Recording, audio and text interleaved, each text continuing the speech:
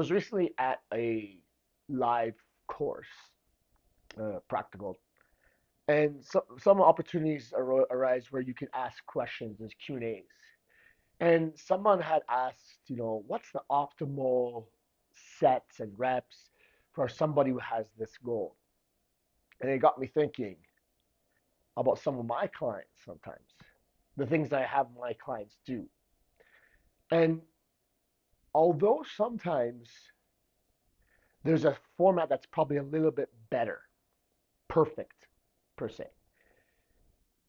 There's limitations that the majority of people have, like the average person that you have.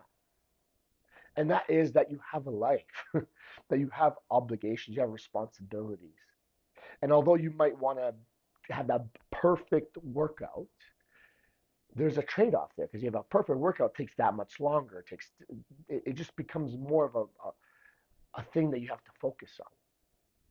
And it really solidified my belief in the way I do program with majority of you guys, and those of you guys are my clients, is that we have to optimize for the life that you have, the average person's life. So would it be better that you rested 2 or 3 minutes in between sets and then maybe pushed again to maximum the next set? Probably.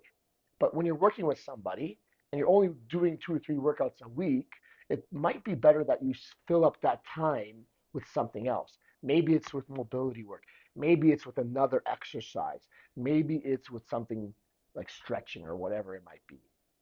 And in my experience, if your goal is to burn more calories, to see more difference in your body composition, and you only really have 2, 3, or 4 days to push towards this, then we have to fill that time. We have to get the most out of that time.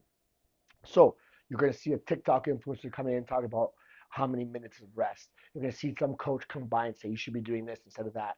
And these are all great opinions, and theoretically on paper, it's probably even correct.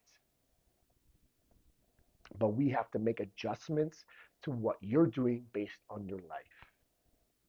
So it doesn't matter what ideal or perfect would be. And I might not even disagree with what those suggestions are, but we are programming for you and your life. We're trying to make it fit for you so that it doesn't become another job, so that it doesn't become too much of a focus, so it doesn't become something that becomes almost like a burden for you. So although there might be perfect out there and you feel like you should be perfect, you don't have to be, because majority of success comes from that first 85% of effort that you put in.